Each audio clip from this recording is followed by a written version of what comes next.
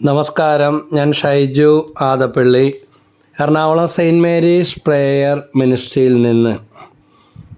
2024 August 15 ദേശസ്നേഹികളായ എല്ലാ ഇന്ത്യക്കാർക്കും സന്തോഷത്തിൻ്റെയും ആത്മാഭിമാനത്തിൻ്റെയും ഒരു സുവർണ അവസരം കൂടിയാണ് നൽകുന്നത്.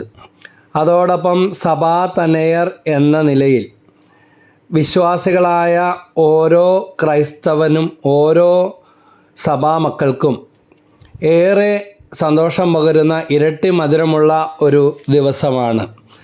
കാരണം ഭാരതത്തിൻ്റെ സ്വാതന്ത്ര്യ ദിനാഘോഷത്തോടൊപ്പം 78ാം സ്വാതന്ത്ര്യ ദിനത്തിലേക്ക് കടന്നു വരുന്നതോടൊപ്പം തന്നെ ദൈവമാതാവായ പരിശുദ്ധ കന്യകാമറിയത്തിൻ്റെ സ്വർഗാരോപണ തിരുനാൾ കൂടെ ആഘോഷിക്കുന്ന ദിവസമാണ്. ഇന്ത്യൻ സ്വാതന്ത്ര്യ ദിനവും സ്വർഗാരോപണ തിരുനാളും യോജിച്ചു വന്നതുകൊണ്ട് ഈ തിരുനാൾ ആഘോഷിക്കാനും ഭാരതമാതാവിന് വേണ്ടി പരിശുദ്ധ ദൈവമാതാവിനോട് പ്രാർത്ഥിക്കുവാനും നമുക്ക് സൗകര്യം സിദ്ധിച്ചിരിക്കുകയാണ്. ദേശസ്നേഹികളായ ഭാരതത്തിനു വേണ്ടി ജീവൻ വെടിഞ്ഞ മഹാത്മാഗാന്ധി മുതൽ അങ്ങേയറ്റം എല്ലാ നേതാക്കന്മാർക്കും രക്തസാക്ഷികൾക്കും ഇന്ത്യയുടെ സ്വാതന്ത്ര്യത്തിനു വേണ്ടി പൊരുതിയ എല്ലാ മഹാത്മാക്കൾക്ക് വേണ്ടിയും നാം കൂടുതൽ പ്രാർത്ഥിക്കുകയും അവരെ ഓർക്കുകയും ചെയ്യേണ്ട ദിവസം. അതോടൊപ്പം തന്നെ നമ്മുടെ ഭാരതത്തിൻ്റെ പ്രസിഡൻറ്റിനും പ്രധാനമന്ത്രിക്കും എല്ലാ നേതാക്കന്മാർക്കും കേരള മുഖ്യമന്ത്രിക്കും മറ്റ് രാഷ്ട്രീയ നേതാക്കന്മാർക്കും നമ്മുടെ രാജ്യത്തിനു വേണ്ടി അഹോരാത്രം കാവൽ നിൽക്കുന്ന അതിർത്തികളിൽ നാം ഉറങ്ങുമ്പോഴും ഉറങ്ങാതെയും ജീവൻ വില കൊടുത്ത് രാജ്യത്തെ സംരക്ഷിക്കുന്ന ലോകത്തെ ഏറ്റവും വലിയ ജനാധിപത്യ രാജ്യമായ ഈ ഭാരതത്തിൻ്റെ പെരുമാറിൽ നമുക്ക് വേണ്ടി കാവലിരിക്കുന്ന എല്ലാ പട്ടാളക്കാർക്കും എല്ലാ ജവാന്മാർക്കും എല്ലാ പോലീസുകാർക്കും സൈനികർക്ക് വേണ്ടിയെല്ലാം ഇതോടൊപ്പം പ്രാർത്ഥിക്കാൻ കൂടി ഒരു ദിവസമാണ്. 1950 നവംബർ 1 12ാം പിയൂസ് മാർപ്പാപ്പ മുനിഫിച്ചെന്തിസിമൂസ് ദേവൂസ് എന്ന തിരുവെഴുത്തു വഴി ഇങ്ങനെ അനുധാവനം ചെയ്തു. കന്യകാമറിയത്തിന് പ്രത്യേക വരങ്ങൾ നൽകി അനുഗ്രഹിച്ചപ്പോൾ സർവശക്തനായ ദൈവത്തിൻ്റെ സ്തുതിക്കും മരണത്തിൻ്റെയും പാപത്തിൻ്റെയും ജേതാവും നിത്യരാജാവുമായ അങ്ങേ പുത്രൻ്റെ ബഹുമാനത്തിനും മഹത്വമേറിയ അവിടുത്തെ അമ്മയുടെ മഹത്വത്തിനും അഖില സഭയുടെ ആനന്ദത്തിനും സന്തോഷത്തിനുമായി നമ്മുടെ കർത്താവിശ്വമിശിഹായുടെയും ഭാഗ്യപ്പെട്ട സ്ലീഹന്മാരുടെയും പത്രോസിൻ്റെയും പൗലോസിൻ്റെയും നമ്മുടെ അധികാരത്തോടെ നാം പ്രസ്താവിക്കുകയും പ്രഖ്യാപിക്കുകയും ചെയ്യുന്നു. 12ാം പിയൂസ് മാർപ്പാപ്പയുടെ ആഹ്വാനമാണ്. എപ്പോഴും കന്യകയും അമലോത്ഭവമായ ദൈവമാതാവ് ഭൗതിക ജീവിത അനന്തരം ശരീരത്തിൻ്റെയും ആത്മാവിൻ്റെയും മഹത്വത്തിലേക്ക് എടുക്കപ്പെട്ടു എന്നത് ആവിഷ്കൃതമായ ഒരു സത്യമാകുന്നുവെന്ന് വിശുദ്ധ സിപ്രിയൻ പഠിപ്പിക്കുന്നുണ്ട്. തിരുസഭ നമ്മുടെ മാതാവാകുമ്പോഴാണ് ദൈവം നമ്മുടെ പിതാവാകുന്നത്. അതുകൊണ്ട് തിരുസഭ മാതാവ് തൻ്റെ തിരുവെഴുത്തു വഴി 12ാം പിയൂസ് മാർപ്പാപ്പയിലൂടെ നൽകുന്ന ഈ ആഹ്വാനം പരിശുദ്ധ അമ്മയുടെ സ്വർഗാരോപണത്തെ സംബന്ധിച്ച് നമുക്ക് ഹൃദയം തുറന്ന് സ്വീകരിക്കുകയും വിശ്വസിക്കുകയും ചെയ്യാം. നമ്മുടെ അമ്മ പറയുകയാണ്, മോനെ ഇതാ നിൻ്റെ അപ്പൻ. ആര് ലാബിൽ പോയി ടെസ്റ്റ് നടത്തിയിട്ടോ DNA പരിശോധന നടത്തിയിട്ടല്ല അപ്പനാണെന്ന് വിശ്വസിച്ചു. അങ്ങനെ പല പരിശോധനയും നടത്തിയ ലൗകികരായ പല അപ്പന്മാരും പല അമ്മമാരും കുടുങ്ങും. എന്നാൽ അമ്മ പറഞ്ഞു, അമ്മ എന്നത് സത്യം, അച്ഛൻ എന്നത് വിശ്വാസം. അതുകൊണ്ട് തിരുസഭാ മാതാവ് ഇതാ നമുക്കിന്ന് നൽകുന്ന ആ ഉൾക്കാഴ്ച, പരിശുദ്ധ അമ്മയെ ആവിഷ്കൃതമായ ഈ സത്യം മാതാവ് സ്വർഗാരോപണം ചെയ്തുവെന്നാണ്. ഈ നിർവചനത്തിൽ മറിയം മരിച്ചു എന്നല്ല പറയുന്നത്. വിശുദ്ധ ജോൺ ഡമസീൻ സാക്ഷ്യപ്പെടുത്തിയിട്ടുള്ളത് ഇപ്രകാരമാണ്: മറിയം സമാധാനത്തിൽ മരിച്ചു എന്നും 3-ാം ദിവസം ശരീരവും ആത്മാവും സ്വർഗത്തിലേക്ക് എടുക്കപ്പെട്ടുവെന്നും മരണസമയത്ത് തോമാസ് ലീഹ ഒഴികെയുള്ള എല്ലാ അപ്പോസ്തലന്മാരും ദൈവമാതാവിൻ്റെ മുറിയിലുണ്ടായിരുന്നുവെന്നും തോമാസ് ലീഹ എത്തിയ ശേഷം കുഴിമാടം തിരക്കിയപ്പോൾ അത് ഒഴിഞ്ഞു കിടന്നിരുന്നുവെന്നും പറയപ്പെടുന്നു. ഇത് ബൈബിളിൽ പോയി നോക്കിയാൽ ബൈബിളിലുള്ള കാര്യമല്ല. ഇതാ വചനം വ്യാഖ്യാനിക്കുവാൻ പാരമ്പര്യം കൂടിയേ തീരൂ. അപ്പോൾ ആ പാരമ്പര്യത്തിലൂടെ തിരുസഭയിലൂടെ നമുക്ക് പല പ്രബോധനങ്ങളും പല രഹസ്യങ്ങളും വെളിപ്പെട്ട് തലമുറകളിലൂടെ കൈമാറ്റപ്പെടുകയും വിശുദ്ധരുടെ രചനകളിലൂടെയും എല്ലാം എനിക്കും നിങ്ങൾക്കും ലഭിച്ചുകൊണ്ട് ഇരിക്കുകയാണ്. അപ്പോൾ ഇങ്ങനെയാണ് പരിശുദ്ധ കന്യകാമറിയത്തിൻ്റെ ആ സ്വർഗാരോപണ തിരുനാൾ ആഘോഷം 13-ാം ശതാബ്ദത്തിൽ ജപമാല ചൊല്ലി തുടങ്ങിയപ്പോൾ ദൈവമാതാവിൻ്റെ സ്വർഗാരോപണത്തെ പറ്റിയും ധ്യാനിച്ചു തുടങ്ങി. സ്വർഗാരോപണം ചെയ്തതിന്മേൽ ധ്യാനിക്കുക നമ്മൾ പ്രാർത്ഥിക്കുന്നുണ്ട്. അപ്പോൾ ഇങ്ങനെ കൈമാറി നിലനിന്ന് പൗരസ്ത്യ സഭയിലും പാശ്ചാത്യ സഭയിലും 5-ാം ശതാബ്ദമോ 6-ാം ശതാബ്ദമോ മുതൽ സ്വർഗാരോപണ തിരുനാൾ ആഘോഷമായിട്ട് കൊണ്ടാടിയിരുന്നു. ഇന്ന് കേരളത്തിലും നമുക്കറിയാം പരിശുദ്ധ ദൈവമാതാവിൻ്റെ നാമധേയത്തിൽ ഒത്തിരി ദേവാലയങ്ങൾ ഉണ്ട്. പരിശുദ്ധാത്മാവിൻ്റെ നാമധേയത്തിലുള്ള വല്ലാർപാടം ദേവാലയം ഇന്ന് അറിയപ്പെടുന്നത് വല്ലാർപാടത്തമ്മയുടെ പള്ളിയിൽ നിന്നാണ്. അതിൽ തന്നെ ദൈവത്തിൻ്റെ തെരഞ്ഞെടുപ്പും ഇടപെടലും പരിശുദ്ധ അമ്മയോടുള്ള അഗൈതവമായ ദൈവമക്കളുടെ സ്നേഹവും ദൈവത്തിൻ്റെ വെളിപ്പെടുത്തലും നമ്മൾ മനസ്സിലാക്കുകയാണ്. ഇന്ന് സ്വാതന്ത്ര്യദിനം പ്രമാണിച്ച് പത്രത്തിൽ കൊടുത്തിരിക്കുന്ന ഒരു പങ്ക്തിയിൽ നമ്മുടെ രാജ്യത്തിൻ്റെ സ്ഥാനം ഓരോ മേഖലയും എവിടെയാണ് എന്ന് കൊടുത്തിരിക്കുന്നത് കണ്ടു. പക്ഷേ അത് കണ്ടപ്പോൾ എൻ്റെ നെറ്റ് ചൊളിഞ്ഞ ഒരു കാര്യം ഇതാ: സന്തോഷ സൂചിക. അതായത് രാജ്യത്തെ ജനങ്ങളുടെ സന്തോഷം. ഈ എല്ലാമുണ്ട്. ലോകത്തെ ശതകോടീശ്വരന്മാരുടെ ഇടയിൽ 3-ാം സ്ഥാനം ഇന്ത്യക്കാണ്. മൊബൈൽ ഫോൺ ഉപയോഗത്തിൽ 2-ാം സ്ഥാനം ഇന്ത്യക്കാണ്, ജനാധിപത്യ രാജ്യമായ ഇന്ത്യക്കാണ്. അതുപോലെ ജനസംഖ്യയിൽ 1-ാം സ്ഥാനം ഇന്ത്യക്കാണ്.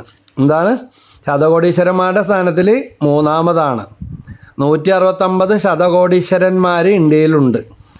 മൊബൈൽ ഫോൺ ഉപയോഗം 65.9 കോടി. അതായത് ഇന്ത്യ 2-ാം സ്ഥാനത്താണ്. നോക്കൂ, എത്ര സമാനമായ രാജ്യങ്ങൾ മുന്നിലുണ്ട്. എത്രയോ സമ്പത്തും വരുമാനവും ഉള്ള രാജ്യങ്ങളുണ്ട്. മൊബൈൽ ഫോണിൻ്റെ കാര്യത്തിൽ നമ്മൾ മുന്നില്ല. അതുകൊണ്ട് തന്നെ ഇന്ന് മൊബൈൽ ഫോണിലൂടെയുള്ള ഒത്തിരി ചതികൾ, കള്ളത്തരങ്ങൾ ഒക്കെ സൈബർ മേഖലയിൽ ഇന്ന് പല കേസുകളും കുറ്റകൃത്യങ്ങളും ഒക്കെ വർദ്ധിച്ചു വരുന്നത് കാണും. വേണ്ട രീതിയിൽ അതിന് അവയർനെസ്സും വേണ്ട രീതിയിൽ ഉപയോഗിക്കാത്തതും എടുത്തുചാട്ടവും ഒക്കെ പലരും പല ചതികളിലും കെണികളിലും മൊബൈലിലൂടെ വീഴുന്നുണ്ടെന്ന് കൂടെ ഈ സ്വാതന്ത്ര്യദിന ദിവസം ഉത്ബോധിപ്പിക്കാനായിട്ട് ആഗ്രഹിക്കുകയാണ്. അതുകൊണ്ട് അതും പിടിച്ച് ഞെക്കുമ്പോഴും വരുന്നതിന് മറുപടി കൊടുക്കുമ്പോഴും പിന്നും പാസ്വേഡൊക്കെ പറഞ്ഞു കൊടുക്കുമ്പോഴും വേണ്ടതുപോലെ ആലോചിച്ചിട്ട് മാത്രം ചെയ്യുക. ഒത്തിരി കോടികൾ നഷ്ടപ്പെടുന്നുണ്ട്. പലരും ആത്മഹത്യയിലേക്ക് പോലും പോകുന്നുണ്ട്. അപ്പോൾ പ്രതിരോധ ചെലവിൽ നമ്മുടെ രാജ്യം 3-ാം സ്ഥാനത്താണ്.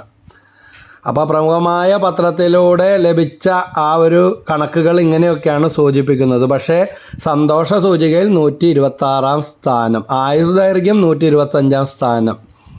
മരുന്നുകളുടെ കലവറയാണ്. ആശുപത്രികൾക്ക് എണ്ണമില്ല, പെരുകിക്കൊണ്ടിരിക്കുകയാണ്. മെഡിക്കൽ ഷോപ്പുകളും ഈ കോവിഡ് കാലം കഴിഞ്ഞ പിന്നെ ഏറ്റവും കൂടുതൽ വരുന്നത് മെഡിക്കൽ ഷോപ്പ്, മീൻകട, പച്ചക്കറിക്കട, ഇത് മാത്രമുള്ള എവിടെ നോക്കിയാലും. അപ്പോൾ എന്തെങ്കിലുമൊക്കെ ആരംഭിക്കണ്ടേ, എല്ലാവരും ഓരോന്ന് ആരംഭിക്കുകയാണ്. അപ്പോൾ സാക്ഷരതാ നിരക്കിലും 128-ാം സ്ഥാനമാണ്. പക്ഷേ ഈ സന്തോഷ സൂചികയുടെ സ്ഥാനത്ത് 126-ാം സ്ഥാനം. എല്ലാം ഉണ്ട്. പക്ഷേ സന്തോഷത്തിൻ്റെ കാര്യത്തിൽ എല്ലാവർക്കും തിരക്ക്, വ്യഗ്രതയാണ്. അപ്പോൾ ഇതൊക്കെ ഒന്ന് റീതിങ്ക് ചെയ്യാനുള്ള ഒരവസ്ഥയാണ്. അതിനുവേണ്ടിയാണ്, നെഗറ്റീവായിട്ടുള്ള കാര്യം അടിക്കുകയല്ല. ഇന്ത്യയുടെ 78-ാം സ്വാതന്ത്ര്യ ദിന ആഘോഷത്തിലേക്ക് കടക്കുമ്പോൾ നാം ഇനിയും എത്രമാത്രം മാറേണ്ടിയിരിക്കുന്നു എന്ന് ഒരു അവലോകനം, ഒരു ചിന്താവിഷയം ഉണ്ടാകുന്നതിന് വേണ്ടി കൂടിയാണ്. അല്ലാതെ ഇന്ത്യ ലോകരാജ്യങ്ങളുടെ ഇടയിൽ പല കാര്യങ്ങളിലും പല മേഖലകളിലും ഒത്തിരി അധികം മുന്നേറിക്കഴിഞ്ഞു എന്നുള്ളതിൽ സംശയമൊന്നുമില്ല. ഭരണപക്ഷവും പ്രതിപക്ഷവും പറയുന്നത് പോലെ ഭരണപക്ഷം എന്ത് ചെയ്താലും വിമർശിക്കുന്ന ഒരു പ്രതിപക്ഷം അത് ഏത് രാജ്യത്തും ഏത് ഭരണ സംവിധാനത്തിലുണ്ട്. അപ്പോൾ അങ്ങനെയല്ല, നന്മകൾ കാണുക. നമ്മുടെ രാജ്യം ഒത്തിരി അധികം മുന്നോട്ട് പോയിട്ടുണ്ട്. പക്ഷേ ഇതാ രാജ്യം സന്തോഷവും സമാധാനവും ഉള്ളതാകണമെങ്കിൽ ആ രാജ്യത്തെ കുടുംബങ്ങൾ, പൗരന്മാർ സന്തോഷമുള്ളതാകണം. 2002 സ്വാതന്ത്ര്യദിന സന്ദേശത്തിൽ ഇന്ത്യൻ പ്രധാനമന്ത്രി അടൽ ബിഹാരി വാജ്പേയി പറഞ്ഞ ഇതാണ്: പ്രിയ പൗരന്മാരെ, അതിനെക്കുറിച്ച് വായിച്ചത് ഓർക്കുകയാണ്. ലോകത്തിന് മുമ്പിൽ ഇന്ത്യ തലയെടുപ്പോടെ നിലനിൽക്കുന്നു. ഉയരത്തിൽ സ്വയം പര്യാപ്തമായി ആത്മവിശ്വാസത്തോടെ അഭിമാനത്തോടെ നിൽക്കുന്നുവെങ്കിലും എന്തുകൊണ്ട് നമ്മുടെ പൊതുശത്രുവായ ദാരിദ്ര്യത്തെ നമുക്ക് ഒന്നിച്ച് നിന്ന് എതിർത്തുകൂടാ? ഒന്നിച്ചു നിന്ന് എതിർക്കണം. ബാഹ്യമായ ഏതെങ്കിലും ശക്തികൾ നമ്മെ സഹായിക്കാനുണ്ടാകുമെന്ന് കരുതുന്നത് ആരും നമ്മുടെ ദാരിദ്ര്യവും കഷ്ടപ്പാടും പോകുന്നില്ല. കോടീശ്വരന്മാരുടെ എണ്ണം കൂടിക്കൊണ്ടിരിക്കുന്നു. 169 ലോകത്തിൽ 2ാം സ്ഥാനത്തും 3ാം സ്ഥാനത്തും ഇന്ത്യ നിൽക്കുന്നു. പക്ഷേ ഇല്ലായ്മക്കാരുടെ ദാരിദ്ര്യം അനുഭവിക്കുന്നവരുടെ എണ്ണം കൂടിക്കൊണ്ടേയിരിക്കുകയാണ്. അപ്പോൾ വളരുന്നവർ, സാമ്പത്തികമായി ഉയരുന്നവർ പാവപ്പെട്ടവരെയും ദരിദ്രരെയും ഓർക്കാനും പങ്കുവെക്കാനും സഹായിക്കാനും കൂടെ മനസ്സ് കാണിക്കുവാൻ ഈ സ്വാതന്ത്ര്യദിനം നമ്മളെ ഉത്ബോധിപ്പിക്കുന്നു. ഈ അടുത്ത നാളിൽ ഞാനൊരു വിൻസെൻഷ്യൽ പ്രവർത്തകരാണ്. അപ്പോൾ വിൻസെൻഷ്യൽ പ്രവർത്തകരുടെ എറണാകുളം ഈസ്റ്റ് AC അതുപോലെ വരാപ്പുഴ രൂപത സെൻട്രൽ കൗൺസിലും മീറ്റിംഗ് കൂടിയപ്പോൾ പറഞ്ഞ ഒരു കാര്യം ഇതാണ്: പാവപ്പെട്ടവരെ സഹായിക്കണം. അതോടൊപ്പം തന്നെ പഠിക്കുവാനായിട്ട് ബുദ്ധിമുട്ടുന്ന, ദാരിദ്ര്യം അനുഭവിക്കുന്നവരുണ്ടെങ്കിൽ ഓരോ കോൺഫറൻസുകളും മുൻകൈ എടുത്ത് പഠിക്കാൻ ആഗ്രഹമുണ്ടായിട്ടും പഠിക്കാൻ പറ്റാത്ത കുട്ടികൾക്ക് വേണ്ടി വലിയ തുകയല്ലെങ്കിലും സാധിക്കുന്ന രീതിയിൽ ഇനി മുതൽ കൂടുതൽ സഹായങ്ങൾ ചെയ്യുവാനായിട്ട് പരിശ്രമിക്കണമെന്ന് പലതവണ ആഹ്വാനം ചെയ്തത് ഓർക്കണം. ഒരു വിൻസെൻഷ്യൽ പ്രവർത്തകൻ എന്ന നിലയിൽ ഞാൻ അഭിമാനിക്കുന്നു. അപ്പോൾ ഈ സ്വാതന്ത്ര്യ ദിനത്തിൽ ലോകത്തെ തന്നെ ഏറ്റവും വലിയ ഒരു മുന്നിൽ നിൽക്കുന്ന ഒരു ചാരിറ്റി പ്രസ്ഥാനം, ജാതി ഭേദമന്യേ പ്രേക്ഷിത വേല ചെയ്യുന്ന വാഴ്ത്തപ്പെട്ട ഫ്രെഡറിക് കോസാനാമിനാൽ സ്ഥാപിതമായ വിശുദ്ധ വിൻസെൻ്റ് പോളിൻ്റെ നാമത്തിലുള്ള വിൻസെൻഷ്യൽ പ്രവർത്തനങ്ങളെ പ്രകീർത്തിക്കുന്നതോടൊപ്പം അതിൽ ഞാൻ അഭിമാനിക്കുകയും ചെയ്യുന്നു. അപ്പോൾ നമുക്ക് ഒരാൾക്ക് അരിയോ അല്ലെങ്കിൽ വീട്ടിലാവശ്യമായ സഹായങ്ങളോ സാമ്പത്തികങ്ങളോ കൊടുക്കാൻ അതിനേക്കാളധികം ആ കുടുംബത്തെ എന്നേക്കുമായിട്ട് ഉയർത്തുവാൻ പാവപ്പെട്ടവരെ പഠിക്കാനും കോഴ്സുകൾ എടുക്കാനും തിരഞ്ഞെടുക്കാനും വേണ്ട സഹായങ്ങളും സപ്പോർട്ടുകളും പഠിക്കാൻ ആവശ്യമായ കാര്യങ്ങളിൽ സഹായങ്ങൾ ചെയ്തുകൊണ്ടിരിക്കണമെന്ന ആഹ്വാനം എനിക്കൊത്തിരി സന്തോഷമുണ്ടായി. തീർച്ചയായും ഇന്നല്ലെങ്കിൽ നാളെ കുറേ കൂടെ സാമൂഹികമായ ഒരു പുനരുദ്ധാരണത്തിന് ഇത് വഴിതെളിക്കും. അതായത് ഇങ്ങനെ ഞങ്ങളുടെ പ്രസിഡൻറ്റ് ബ്രദർ റോക്കി രാജൻ പറയാറുള്ള, ബഹുമാനപ്പെട്ട ബ്രദർ പറഞ്ഞിട്ടുള്ള കാര്യം ഓർക്കുകയാണ്: മീൻ കൊടുക്കുന്നതിനേക്കാൾ ചൂണ്ട കൊടുത്താൽ പിന്നെ അവർ മീൻ പിടിച്ചുകൊള്ളും. മീൻ കൊടുത്ത് സഹായിക്കുന്നതിനേക്കാൾ എപ്പോഴും മീൻ കൊടുത്തുകൊണ്ടിരിക്കാൻ പറ്റും. ഇതുപോലെ തന്നെ ഭാരതത്തിൻ്റെ പൗരന്മാർ എന്ന നിലയിൽ നമുക്ക് മറ്റുള്ളവരെ പുനരുദ്ധരിക്കാനുള്ള ഒരു കടപ്പാടും കടമയുണ്ട്. ഞാൻ ഓർക്കണം, ഒരു സഹോദരി ഒരിക്കൽ എന്നെ വിളിച്ചപ്പോൾ പറഞ്ഞ ഇതാണ്: ബ്രദറെ, എൻ്റെ ദശാംശങ്ങൾ കൊണ്ട്, അവർ വിദേശത്ത് നേഴ്സാണ്, എൻ്റെ ഭർത്താവിൻ്റെ സഹോദരൻ്റെ 2 പെൺമക്കളുണ്ട്, അവരെ പഠിപ്പിച്ച് ഇതുപോലെ ഇവർ ഇറ്റലിയിലാണ്, എത്തിക്കാനുള്ള അവിശ്രാന്ത ശ്രമത്തിലാണ്. ആ കുട്ടികളെ നേഴ്സിംഗ് പഠിപ്പിക്കാൻ പരമാവധി സഹായങ്ങൾ ചെയ്യുന്നു. കാരണം ആ കുട്ടികളുടെ കുടുംബത്തിൻ്റെ ദാരിദ്ര്യ അവസ്ഥ അങ്ങേയറ്റമാണ്. അപ്പോൾ നമ്മുടെ ആളുകൾ തന്നെ ഉള്ളപ്പോൾ മറ്റു കാര്യങ്ങൾ കണ്ടുപിടിച്ച് ചെലവഴിക്കാനോ സഹായിക്കാനോ നടക്കേണ്ട കാര്യമില്ലല്ലോ. എൻ്റെ ഭർത്താവിൻ്റെ സഹോദരൻ്റെ കുടുംബമാണ്, രോഗങ്ങളും സാമ്പത്തിക പ്രശ്നങ്ങളും അദ്ദേഹത്തിൻ്റെ മദ്യപാന സ്വഭാവമല്ല. ആ മക്കളെന്ത് ചെയ്തു? ദുശീലങ്ങളുടെ അടിമത്തം മൂലം കുടുംബത്തിൽ വലിയ തകർച്ചയുണ്ട്. അതുകൊണ്ട് നേരിട്ട് പൈസ കൊടുത്താൽ അയാൾ അടിച്ചു പൊളിച്ച് കളയും. അതുകൊണ്ട് ഈ മക്കളെ പഠിപ്പിക്കാനുള്ളത് ചെയ്ത് ഞാൻ എത്തിയതുപോലെ അവരെ ഇവിടെ എത്തിക്കാനുള്ള ശ്രമത്തിലാണ്. എനിക്കൊത്തിരി സന്തോഷം തോന്നി. ഇതുപോലെ നമുക്ക് മറ്റുള്ളവർക്ക് പരസ്പരം താങ്ങായി തീരാനായിട്ട് സാധിക്കും. സെൻറ്റ് മേരീസ് പ്രേമൻഷിയുടെ, നമ്മുടെ ശുശ്രൂഷയുടെ, വിശപ്പിൻ്റെ വിളി എന്ന ആ തെരുവിൽ അലഞ്ഞു നടക്കുന്ന അനാഥർക്കുമുള്ള, അനാഥ മന്ദിരങ്ങളിലുള്ളവരെ ടാക്സ് അളവിന് വേണ്ടിയും പേരും പെരുമയ്ക്ക് വേണ്ടിയൊക്കെ ഡയറക്റ്റ് സഹായിക്കുന്ന അല്ലെങ്കിൽ അങ്ങനെ പ്രവർത്തിക്കുന്ന പലരുമുണ്ട്. പക്ഷേ വഴിയരികിലും ഒക്കെ അവർക്ക് പൈസ ഒന്നും കൊടുക്കണ്ട, ഒരുപതി ചോറ് കൊടുത്തൂടെ. വീട്ടിൽ നിന്ന് ഇറങ്ങിപ്പോകുന്നതോ ഇറക്കി വിട്ടതോ ബുദ്ധിസ്ഥിരത ഇല്ലാത്തതോ അലഞ്ഞിരിഞ്ഞ് നടക്കുന്നതോ വാൻഡറിങ് എന്ന് പറഞ്ഞ അസുഖമോ ഇങ്ങനെയൊക്കെയുള്ള പലരും ഉണ്ട്. ഇത് എറണാകുളം ഭിക്ഷാടന നിരോധിത മേഖലയാണ്. എങ്കിലും നമ്മുടെ പ്രെയർ മിനിസ്ട്രി കഴിഞ്ഞ 4 വർഷത്തിനിടയിൽ ആയിരക്കണക്കിന് ആളുകളിലേക്ക് നല്ല ഹൈജീനിക്കായിട്ട് ഭക്ഷണ പൊതികൾ നഗരത്തിൽ മാലിന്യം പോലും ഉണ്ടാകാത്ത രീതിയിൽ കണ്ടെയ്നർ പാക്കറ്റുകളിൽ ഇവിടെ ഇട്ട് തന്നെ അതിന് സജ്ജമായ രീതിയിൽ വേണ്ട ക്രമീകരണങ്ങൾ ചെയ്ത് ഒരുക്കി കൊണ്ടുപോയി വിതരണം ചെയ്യുമ്പോൾ ഒത്തിരി സന്തോഷം, ഒത്തിരി ആത്മാഭിമാനമുണ്ട്. നമുക്ക് ഡയറക്റ്റായിട്ടൊന്നും ചെയ്യാനായിട്ട് സാധ്യമല്ല. പക്ഷേ സുമനസ്സുകളുടെ ആണ്ട് അടിയന്തരങ്ങൾ, ജന്മദിനം, വിവാഹ വാർഷികങ്ങൾ, അല്ലെങ്കിൽ മക്കളുടെ ജീവിതത്തിൽ ഉയർച്ച, ജോലി കിട്ടിയ അവസ്ഥകൾ, അങ്ങനെയൊക്കെയുള്ള അല്ലെങ്കിൽ പ്രാർത്ഥിക്കാൻ ഏതെങ്കിലും നിയോഗങ്ങൾ ഞാൻ കണ്ടിട്ടുണ്ട്. ചില OET IELTS തീരാ കടമ്പയായിട്ട് കിട്ടാതെ പരീക്ഷകൾ. ഞാൻ പറഞ്ഞു എത്രയോ ലക്ഷം ആയിരം ഇതിനു വേണ്ടി മുടക്കിയിട്ടും കിട്ടാതെ. ഞാൻ പറഞ്ഞു നിങ്ങളൊരു 10 പൊതി ചോറ് അല്ലെങ്കിൽ ഇങ്ങനെ ഒരു കാര്യത്തിന് നിർബന്ധമൊന്നുമില്ല, ഇങ്ങനെ ചെയ്തിട്ട് ഒന്ന് പരീക്ഷ എഴുതി നോക്കൂ. ഓടിപ്പിടിച്ച് വന്ന സംഭവങ്ങളുണ്ട്. വിജയിച്ചു. ബ്രദറെ 5 പ്രാവശ്യം എഴുതി, 2 വർഷമായിട്ട് എഴുതിയിട്ട് കിട്ടാത്തത് കിട്ടി, ഭയങ്കര അത്ഭുതമായി പോയി. ഇത് ആരോട് വേണമെങ്കിലും പറയാമെന്ന്.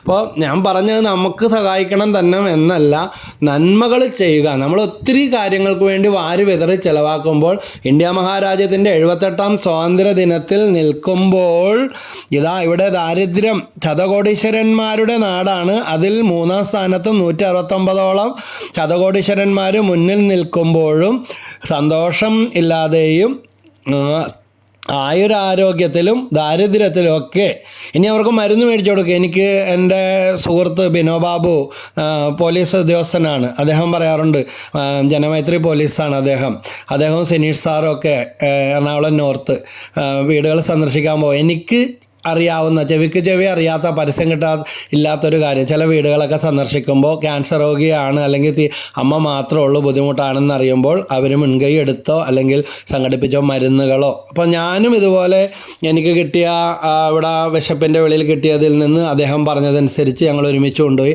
അരിയൊക്കെ കൊടുത്ത അവസരങ്ങളുണ്ട്. കൊടുത്തത് വിളിച്ചു പറയാനല്ല. ഇങ്ങനെ നമ്മൾ ഓരോരുത്തരും ഒന്ന് വിചാരിച്ചാൽ ദാരിദ്ര്യം ഉന്മൂലനം എല്ലാം ഗവൺമെൻറ് ചെയ്യട്ടെ, പ്രധാനമന്ത്രി ചെയ്യട്ടെ, രാജ്യം ചെയ്യട്ടെ, മുഖ്യമന്ത്രി ചെയ്യട്ടെ എന്ന് വിമർശിച്ചുകൊണ്ടിരിക്കേണ്ട, നമുക്ക് സഹായിക്കാനായിട്ട് സാധിക്കും. വേറെ ചിലർ പറയുന്നത് നന്ദിയില്ലാത്തവരാണെന്ന് പറയുന്നവരുണ്ട്.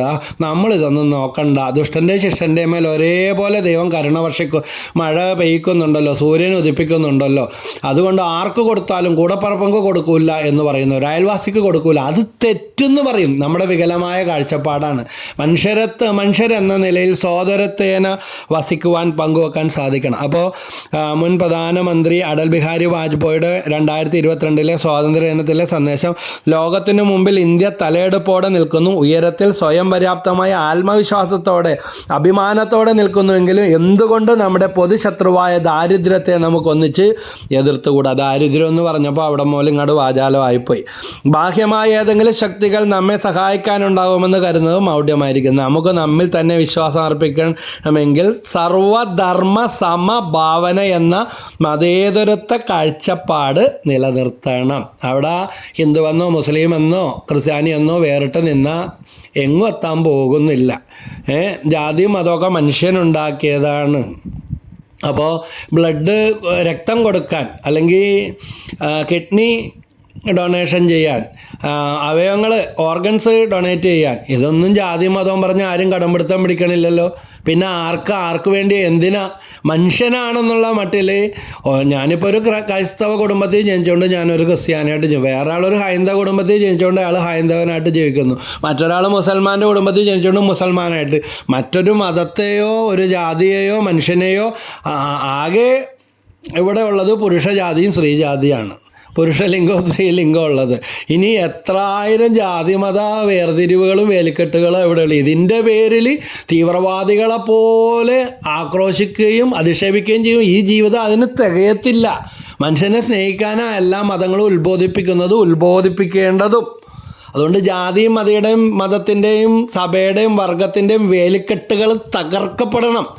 നമ്മൾ 2024 ജീവിക്കുന്നത്. നീ ഒരു ക്രിസ്ത്യാനിയായി ജനിച്ചെങ്കിൽ അതിൽ ജീവിച്ചോ.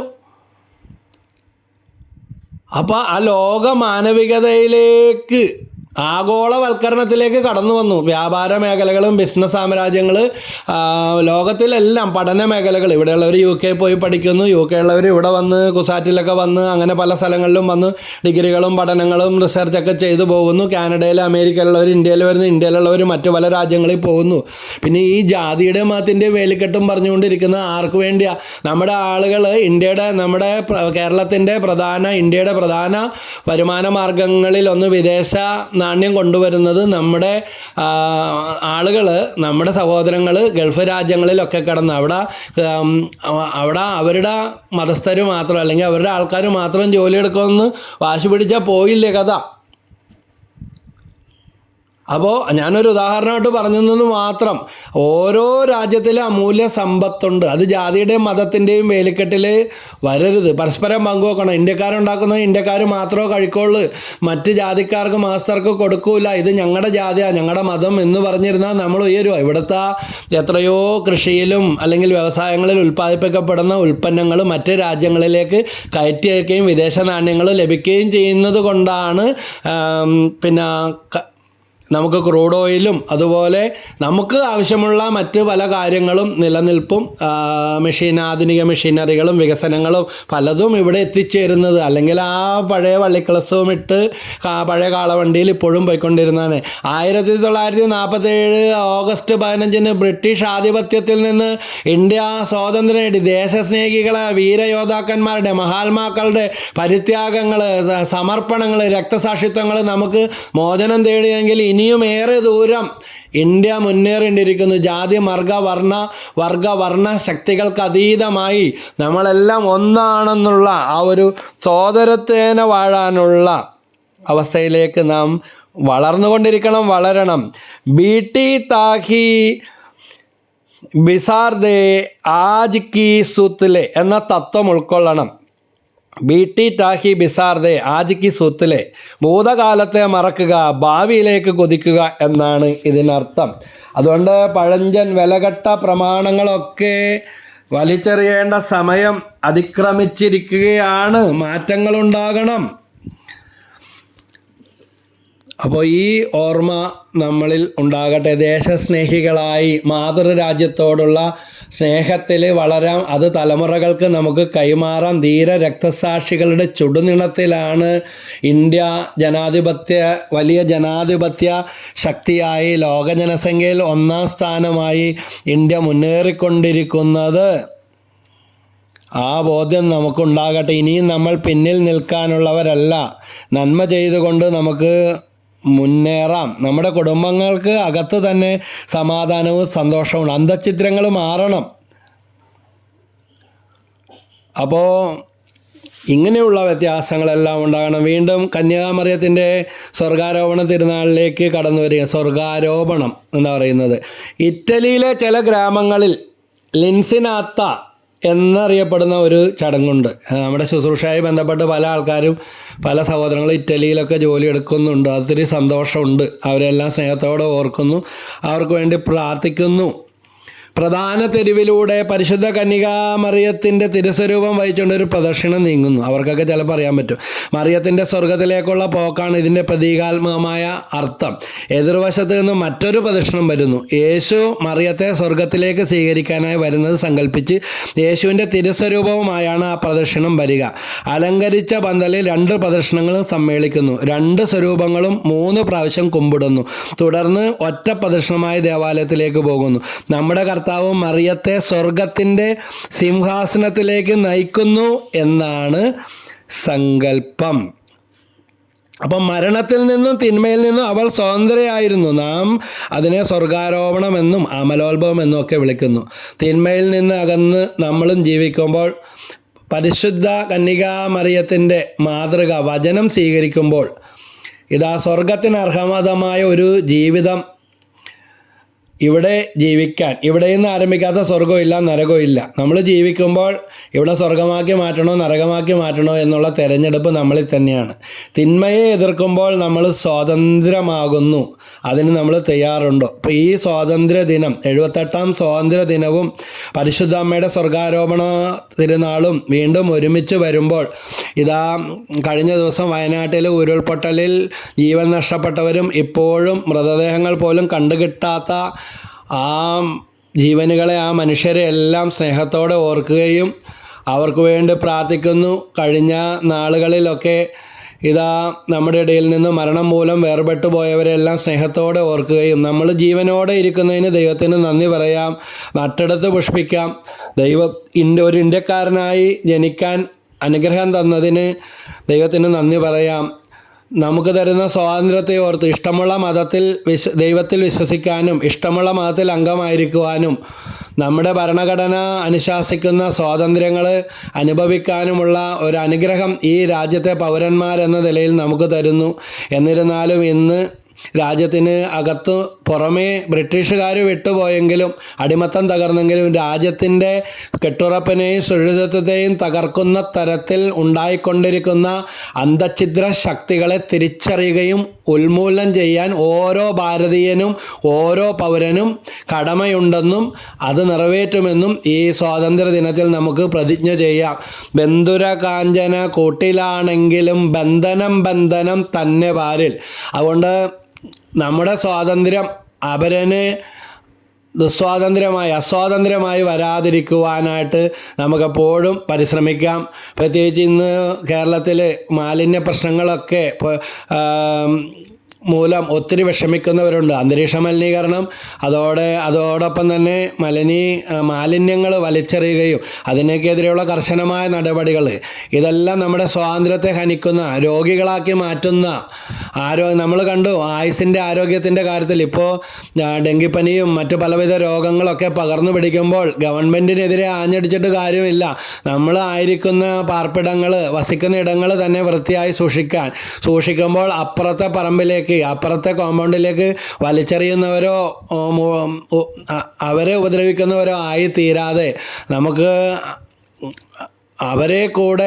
മറ്റുള്ളവരെ കൂടെ പരിഗണിക്കാനും ഒറ്റക്കെട്ടായി നിന്നുകൊണ്ട് രാജ്യത്തിൻ്റെ സുരക്ഷയ്ക്കും മലിനീകരണത്തിനെതിരെയുള്ള പ്രവർത്തനങ്ങളിലും എല്ലാം കൈകോർക്കുകയും അങ്ങനെ നമ്മുടെ ഭരണാധികാരികളെ ബഹുമാനിക്കുകയും കിട്ടിയ നന്മകൾക്ക് ദൈവത്തിന് നന്ദി പറയുകയും പരിശുദ്ധ അമ്മയെ പോലെ ഇതാ കർത്താവിൻ്റെ ദാസി എന്ന പൂർണ്ണ സമർപ്പണം നടത്തി ഒരു യഥാർത്ഥ ദൈവഭക്തനായി be a good Hindu, you are a Hindu, be a good Hindu, you are a Christian, be a good Christian, you are a Muslim, be a good മുസ്ലിം.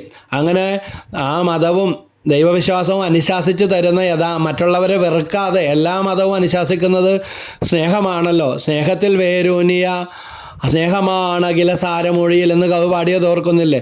ഒരു ജീവിതം നയിക്കുവാൻ തീരുമാനമെടുക്കാം.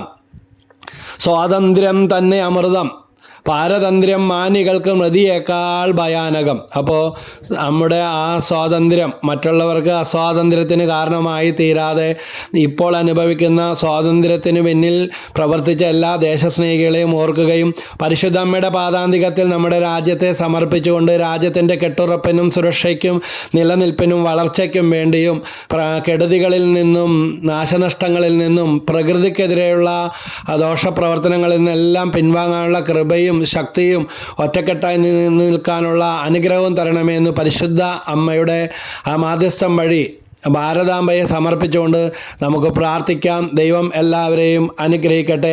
Ave Maria. ജയ് ഹിന്ദ്. ഭാരത് മാതാ കി ജയ്. ദൈവം എല്ലാവരെയും അനുഗ്രഹിക്കട്ടെ.